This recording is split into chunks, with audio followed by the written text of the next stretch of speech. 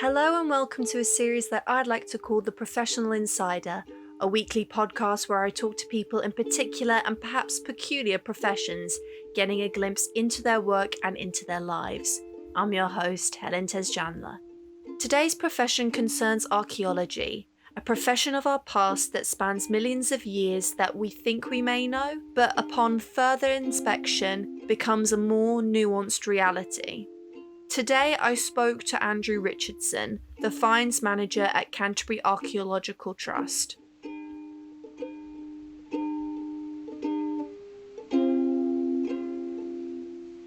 I left school, so I didn't really have the A-level grades. My A-level grades were not quite good enough to go and read archaeology at university at that point when I was 18. I got B and 2Ds, which just wasn't quite good enough perhaps to get me into the archaeology courses. So I went to do a business studies degree at Polytechnic in South Wales. And I didn't get on too well with that. I was there for a couple of years, but then I basically dropped out of that, which was a bit of a disaster. Oh no. And so I came home, and I really didn't know what I was going to do with my life, and I was waiting at the bus stop to go down into Dover to just sort of mooch around the shops.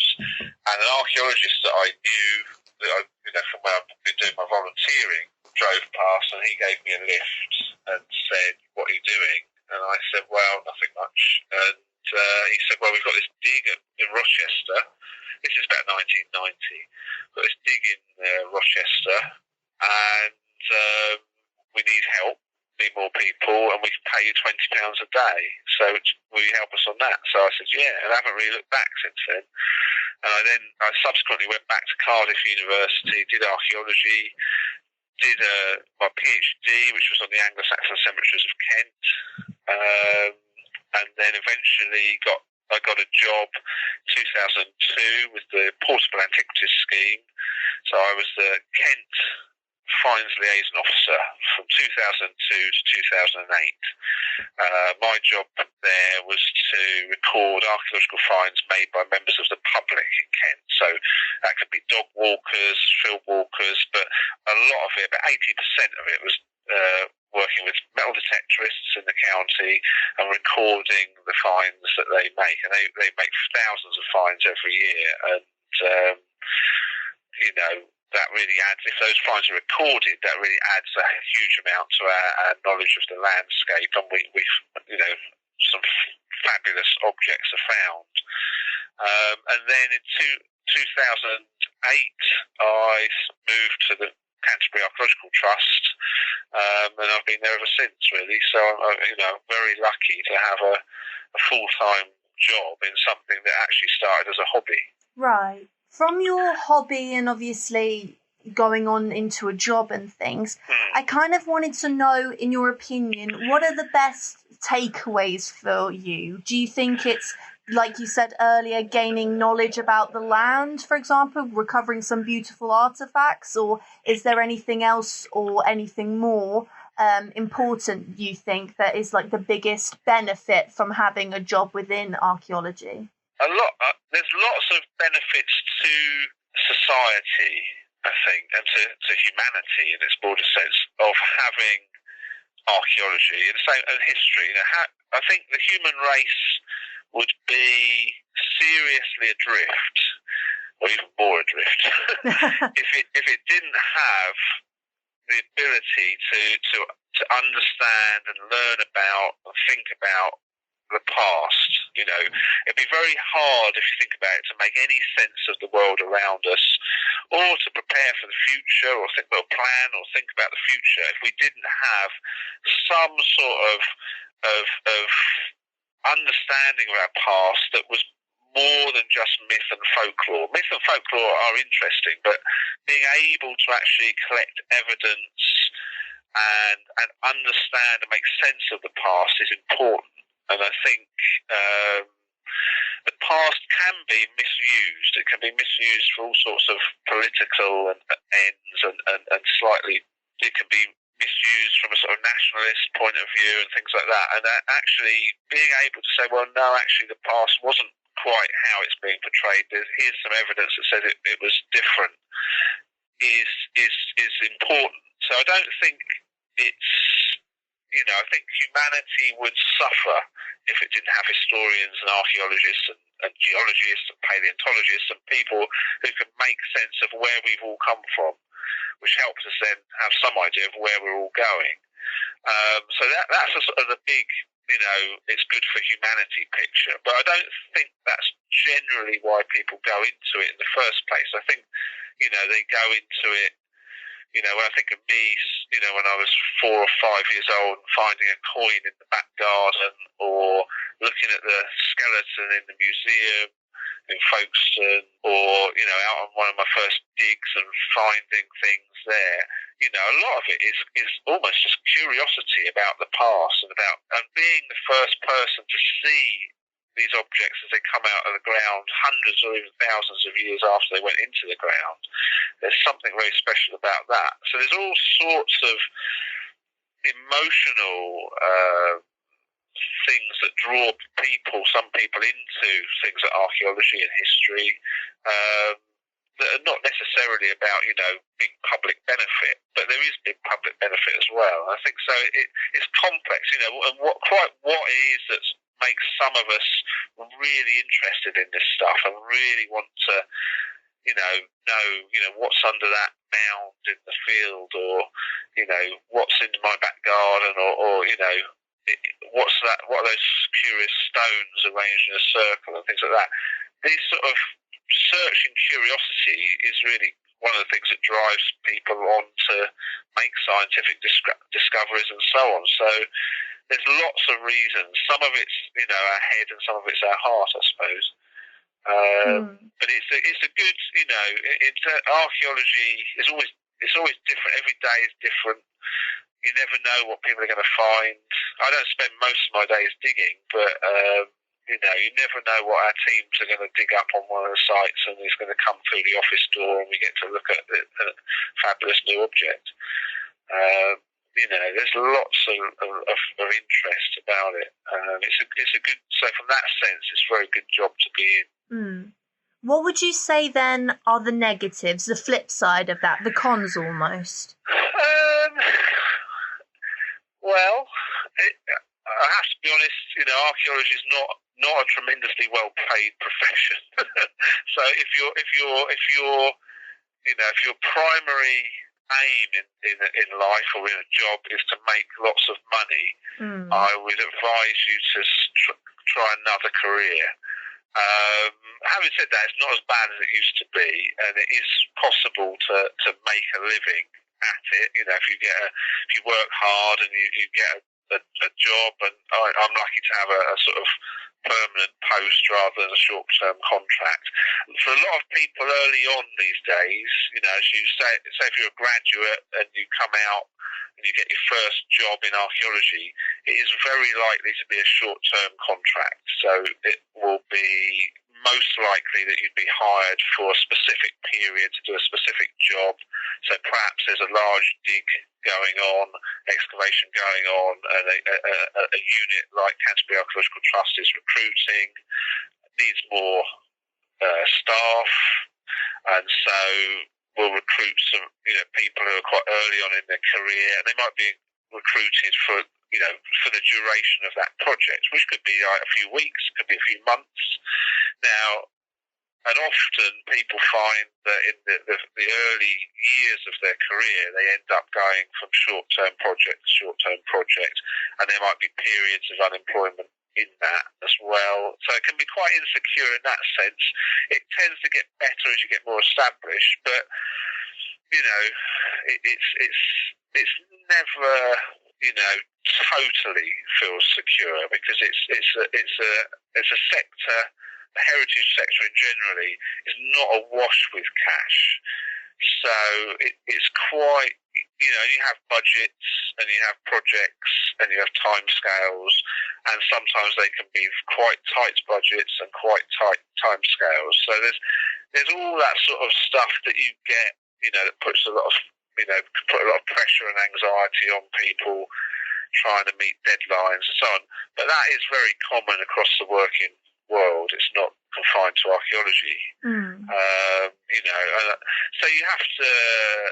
I mean, a lot of people, they might moan about all that, but they tend to stay in the profession. It is inherently interesting, and as I say, every day is different. So that offsets a lot of that. That sort of what will we discover next, and what new stories can we tell about the past. So but the other downsides can be weather. I mean, on a good day, nice day, or reasonably, moderate temperature. It's not raining. You're not too worried if it's a bit cloudy. That can actually be quite good because it casts less shadow, and shadow is quite tricky when you're taking photographs and things like that.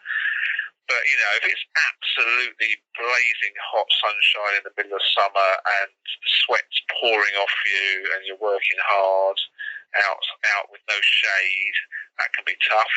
That can be pretty brutal. And equally, in the depths of winter, and it's cold and it's muddy and it's wet, that's not that pleasant. But again, people put up with it because of the plus sides of the job. But it's not easy. It's not an easy profession by and large, and it's not easy intellectually, and it's not easy physically, and it's not easy financially sometimes. So it's tough, but the rewards, I would say, are worth it for that if you're interested in it enough. What would you say then, Andrew, are the misconceptions around the profession? Like you said, do people assume that the physicality of it is maybe easier than the reality, or is there an expectation for Indiana Jones to pop out? Yeah, there's that as well. I think. Well, there's a couple of common misconceptions. There's a misconception that we dig up dinosaurs, which isn't true. Because that's a shame. Archaeology, by definition, is concerned with the human past. So, globally, we're talking about really the last 2 or 3 million years and in this country, it's about 800,000 years back to the earliest human activity in the British Isles, which is a long time. 800,000 years is a very long time. But what we don't deal with fossils and dinosaurs and, tens of millions of years and things like that. That's paleontologists and geologists and so on. There's similarities, but similarities of technique and excavation and things like that. But archaeology its focus is the human past in its most rounded sense. So that's a common misconception that we encounter. I think the other big common misconception is about the physicality of it. I think some people do see it as a very genteel profession, where you're digging and you're sitting and you're very carefully using little brushes to gently brush the soil off of objects. Now that does happen at certain times where you are carefully excavating a very delicate find or something like that. But you will often be using a spade, a shovel, a mattock. You might be, supervising a JCB or a large machine with a bucket, digging very large areas of ground, and so there is a lot of physicality in it, and and it's about knowing which tools to use at which point, things like that. But you can spend days pushing a wheelbarrow full of soil up a spoil heap and swinging a mattock in all weathers. My boss said once, it's not quite as bad as war, but it almost is. So it's quite tough. And you have to develop a certain level of toughness to do it. Obviously, it's not quite the same if you're not in the digging part of archaeology, if you're in the office and working on finds and things like that. But I think almost everybody here has done both. So I'm sitting here with, in part of the finds in the outreach department, and so a lot of my days are spent at a desk with a computer, writing and talking to people and things like that. Or we've got people here working on the finds, cleaning finds, recording them in a database. There's a lot of that goes on. But, all of us have been out in the field and have done the physical side as well. And I think for most people, that's the entry to the profession is through that sort of side. And I think it's actually good if people do all of that as well, Yeah, so they're common misconceptions about it, I suppose. The Indiana Jones thing's interesting because obviously there is that popular culture view of archaeologists that, and Indiana is probably the ultimate expression of that. It's sort of adventurer archaeologist. And obviously there have been, there were in the past, he was based on real explorers and archaeologists who would go out into the jungles and the deserts and find things. All I would say is obviously that is a bit of a fantasy and it's not like that. Except very occasionally there's a few days where it's a bit more like that than you'd expect. So I've been out on a replica Bronze Age boat in the middle of the channel, paddling along. I've worked with the police quite a lot, tackling people who are sort of doing illegal activities relating to heritage, and I've been on police raids and things like that. So sometimes it's a bit more like that than you think or you expect when you go into it. Just to bring up something that I didn't really even know when I was doing my research, when you were saying your dealings with the police and sort of, is looting of artifacts or damaging of artifacts quite a big problem within archaeology? I didn't really, obviously if we use the Indiana Jones reference, there's obviously a bad guy usually, but I mean... Well, he was a good guy really, because he in some of the films he does actually... I think there's a famous line where he grabs some artifact and says this should be in a museum and grabs it off some looter. But looting of artifacts and the trade, the illegal trade in black market in antiquities is big. It's one of the biggest global illegal trades after drugs and weapons. Oh, wow. And it happens in this country, it happens all over the world. Illegal antiquities come to this country to be traded. It is a major problem, and it's not just actually that. There's a wider problem of heritage crime, which is anything really, that any crime or antisocial behaviour that impacts on the historic environment. So that could be graffiti on a historic building. It could be burning a building down. It could be stealing lead off a church roof, and it could be stealing, illegally digging on an archaeological site or a protected site, or in fact just going into a farmer's field in the middle of the night without his permission and digging things up and taking them away, which is theft. So there's actually quite a lot of heritage related crime about, unfortunately, and we've tried to make considerable efforts over the last few years to tackle it. I've been working on this with Kent Police and others since 2005. I've probably been on 20 or 30 police raids as an expert witness, and we did some a few months ago in Sussex, and it's just helping the police and working with the police in partnership with the police and bringing expertise that they haven't got, and about what artefacts are, and when we raid somebody, whether it's an illegal metal detectorist or somebody who's been wreck diving illegally, then we're there to help identify things and say this needs to be seized and so on. And we've seen people go to jail, and we've seen people get some very hefty fines for it. So we're much more effective at tackling that sort of criminality now than we were a few years ago. But it still remains a major problem.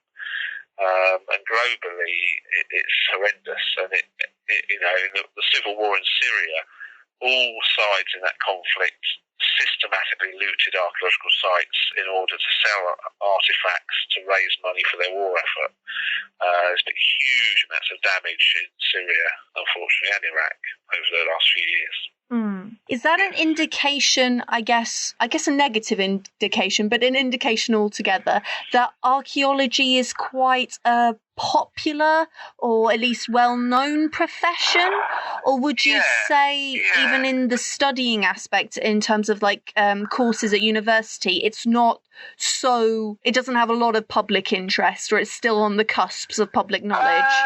Oh, I think it does have a lot of public interest. I think we've done some work on this because we've done quite a lot of community projects in Kent, and when you go apply for funding from the Heritage Lottery Fund and things like that, they want you to demonstrate that there is public interest in the project you're trying to put together. So we did some survey work, where we put people with a clipboard and a questionnaire outside of sort of Sainsbury's, Tesco's or other supermarkets, and we just asked people randomly as they came out of the supermarket with their shopping, a few questions about archaeology.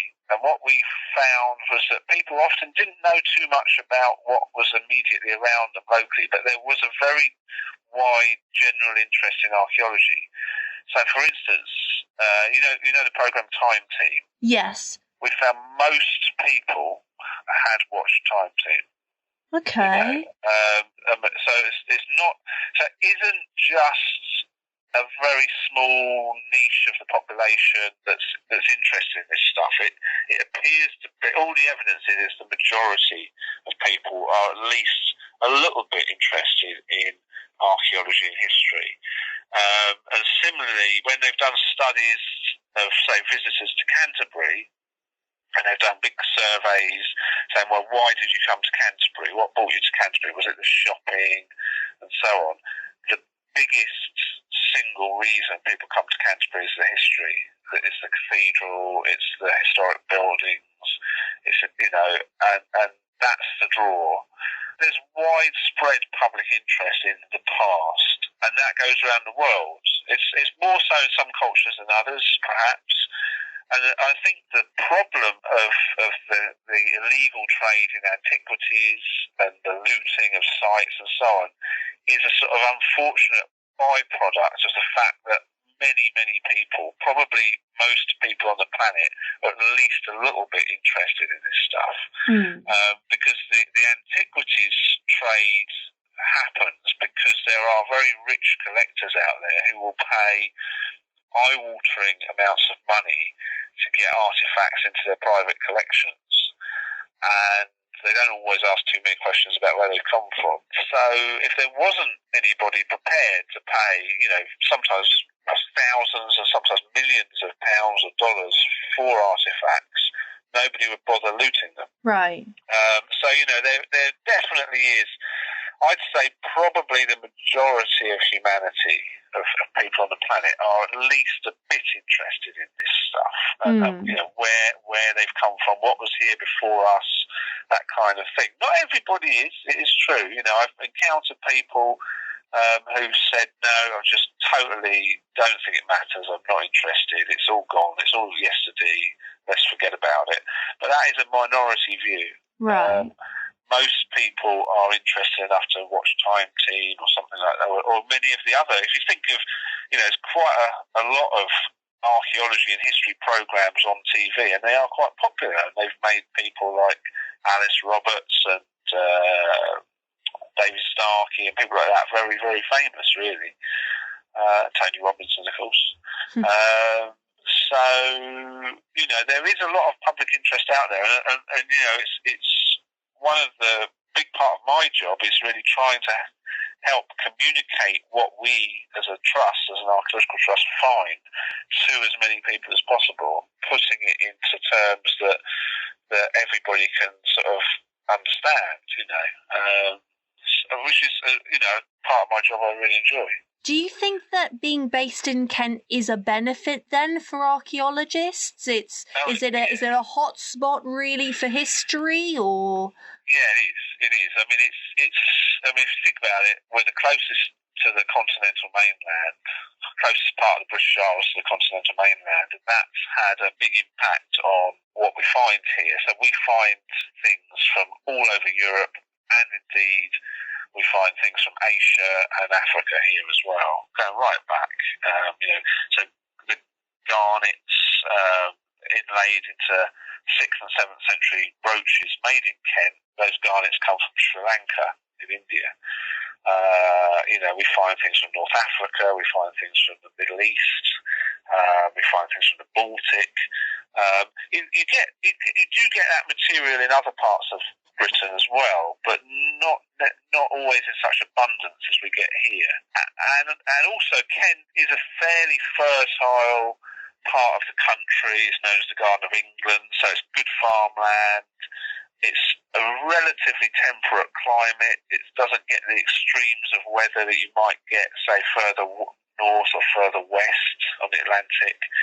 So it's a good piece of real estate, and it has been for a long time. And so many people have settled here, and so there's lots of evidence of human activity, and it's a very diverse archaeology because of that proximity to Europe. You know, it's in terms of that diversity and exotic materials, things from far afield, Kent's possibly the best place in Britain to be an archaeologist and to find that sort of stuff. And certainly in terms of thinking about connections with Europe and so on and the wider world, it's a great place to be.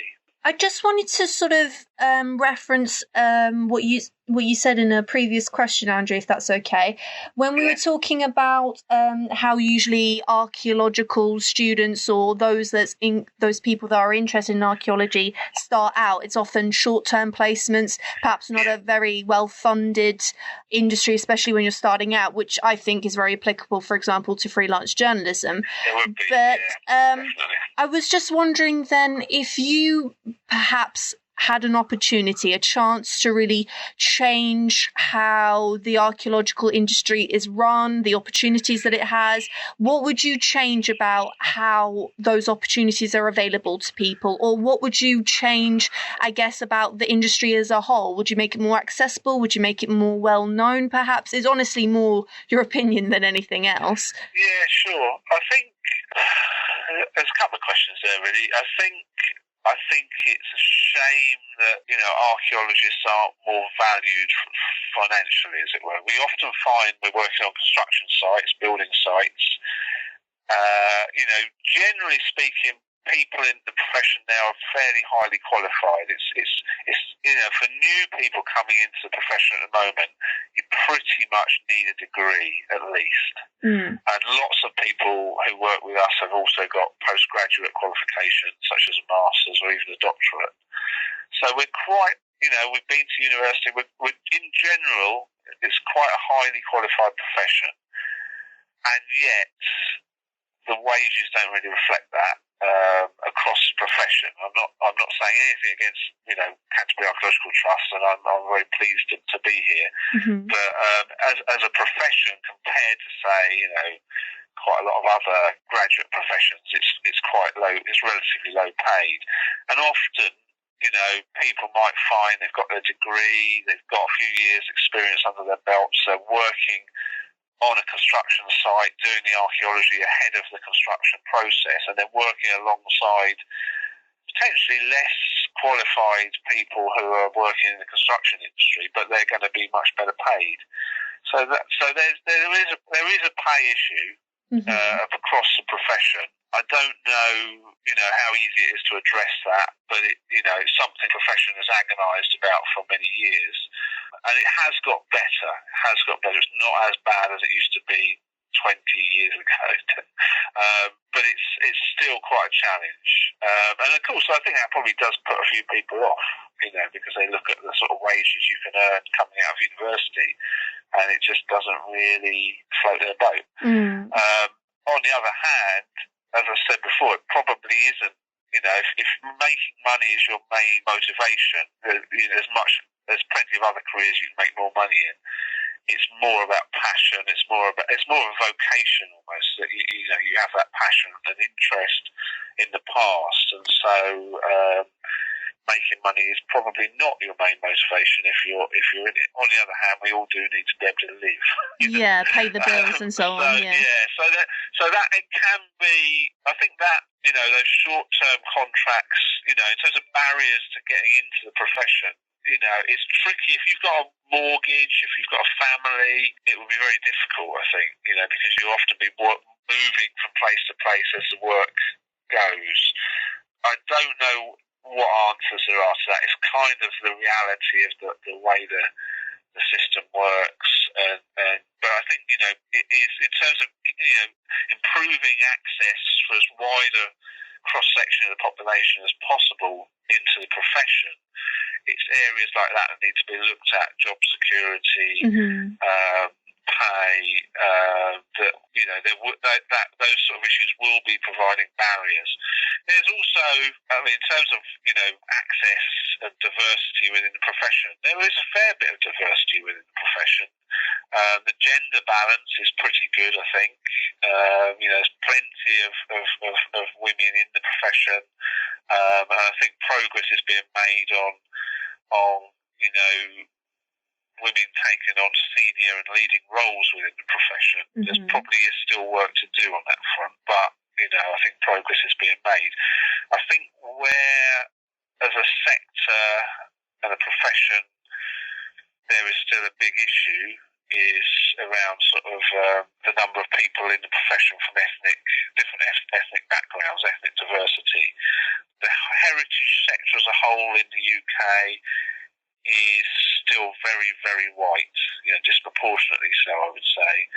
And so I think there's a lot of people giving thought at the moment as to how we make archaeology more accessible to people from different and more diverse ethnic backgrounds. And I think one of the ways I've been thinking about this lately is, at least in terms of, just making archaeology relevant to people, is to look at some of the more imported, exotic material culture that we find. So we did some work back in March before the pandemic and the lockdown and all that. We did a workshop in Folkestone Museum with a group of young people from Kent Refugee Action Network. So these are young, unaccompanied refugees who are fairly recently in Kent. And we had a group of those in Folkestone Museum, and we were looking at objects in the Anglo-Saxon cemetery they've got finds there from Folkestone, and this includes things like shell beads from shells, cowrie shells that come from the Red Sea, garnets from Sri Lanka, amethyst beads perhaps from Turkey, things like that. And so we were able to say, look, there's things that were here 1,400 years ago that have been traded here or brought here by travellers from the sort of places that you might have come from or that you've travelled through on your way to get here. And it did seem to enthuse them about the museum and the archaeology there. And I think there's more work that can be done on that front of saying to everybody who lives in this country, look, the archaeology and the past of this country is actually quite diverse and has strands of connection that reach out across Europe, into Africa, the Middle East, Asia. And actually, this is all our collective past. These connections between us and between cultures go back thousands of years. And actually, it's relevant to us all. And I think if we can do some more work on that, I'm hoping that might in turn draw people from more diverse backgrounds into regular engagement with archaeology and indeed into the profession. From what you said, you brought up the pandemic. I kind of wanted to get an idea from you as to how coronavirus and all the lockdowns and regulations has, I guess, impacted your work. Has it? Has it not? Has everything been plain sailing, or have you been limited in several ways? It's a challenge, but I think actually we seem to be doing better than a lot of professions. We employ probably about 50 people at the Canterbury Archaeological Trust. Most of those work out on sites that are being dug ahead of commercial development. So building houses, building flats, building a road, things like that. And it's part of the planning process that the archaeology is done before the construction. Now, the construction industry, for the most part, has carried on working throughout the pandemic. So initially, back in March, most of us were put on furlough because we weren't at all sure how we could continue to function under the lockdown. But it wasn't too long before it became clear that the government wanted the construction industry to keep working. It wanted to keep the construction sites open. And that meant that those construction sites that had archaeology going on needed to keep open as well. And so gradually everybody was drawn back off furlough and put back to work. I was off for a month from late March to late April. I then came back, managed to secure some grant funding from various sources to help with our sort of community and outreach side, and to increase our. So we got a grant from Historic England for a project called Unlocking Canterbury's Archaeology, which we're still working on, which is to improve our online presence and develop a number of online resources, educational resources, and so on. So we were lucky there. So actually, for us, I'm not sure about the entire sector, but certainly for us, for Canterbury Archaeological Trust, we've found it hasn't been as disruptive as we'd feared, and everybody's now back at work, nobody's on furlough, and we're very busy. We've got lots of work on. Obviously, it does have an impact on how we operate on site and how we operate in the office. There's all sorts of risk assessments and procedures we're having to do to make it as COVID safe as possible. There's lots of social distancing and there's lots of hand washing and things like that, which is, a challenge, but then that's a challenge that the whole world's facing at the moment. Right. So I'd say, if you compare to, say, the hospitality industry or the entertainment industry, we're doing much better than might have been expected. And I think that's more or less the case across the sector. I think there may be some people still in the community side, the sort of public engagement side, that are possibly still furloughed around the country. I mean, what stopped, I used to give a lot of lectures, I'd go to local history groups and so on, and societies on a regular basis, probably a couple of months, and give lectures in the evenings and things like that. Haven't given one of those since March. So all that has ground to a halt, but we've found other things to do, and we're moving, we're doing things online as opposed to face-to-face. So certain things have changed. We used to teach a series of classes. We'd do one-day courses here or two-day courses where people could sign up and come and do a course on just an introductory course to archaeology, or something on animal bones, or the archaeology of death. They were not popular courses. We haven't been able to run them so far because you can't put 20 people in a room. That we're hoping will all come back, next year. But there have been areas of work that's completely disappeared, but we have managed, luckily, to replace them with other funded activities. So we've been lucky in that sense.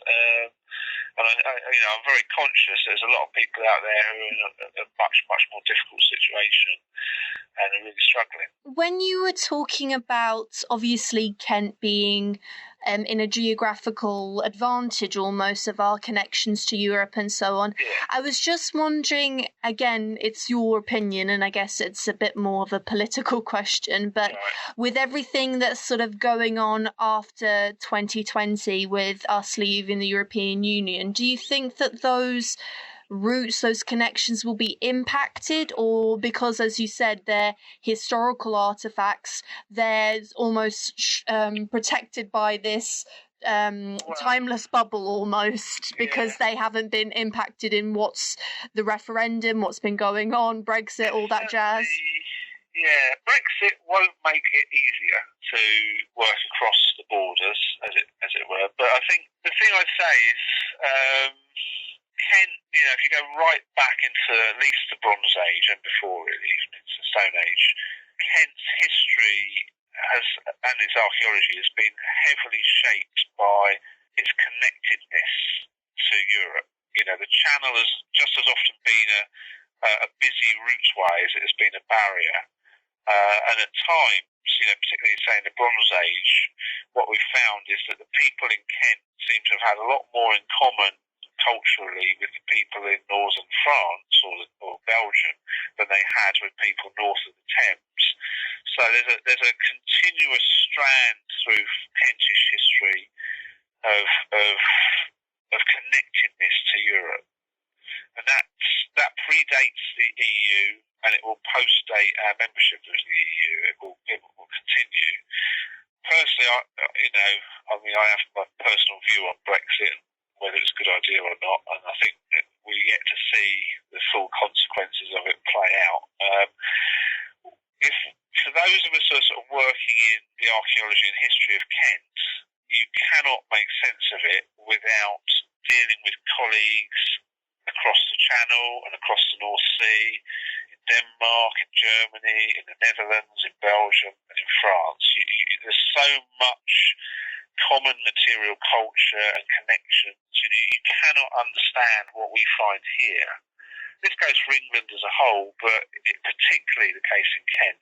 You cannot make sense of what we find here without engaging with colleagues, other archaeologists and historians across the Channel and on the other side of the North Sea.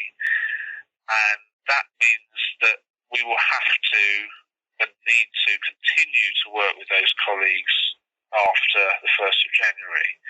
And I think what we may find is we have to make even more effort than we normally do to do that. I mean, we enjoy very good connections with a whole range of colleagues in all those countries, which we highly value.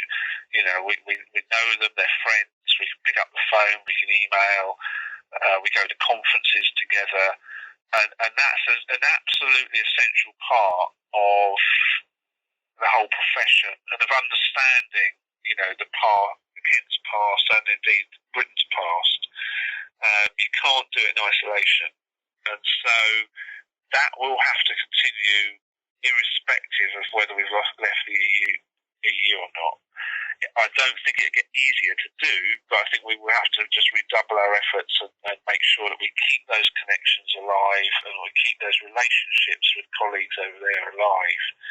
And we continue to foster them and indeed strengthen them. So it's going to be an interesting time, and I think there will be some challenges. Especially, I live in Dover, and I think it's going to be carnage in January, to be honest. And I'm not looking forward to it. But you know, we'll have to get over it, and we will continue to cross the Channel and talk to our colleagues over there, come what may, and that's going to have to happen. And, you know, if anybody's under the illusion that the drawbridge is going to be pulled up and we're never going to be dealing with our colleagues over there again, they're wrong.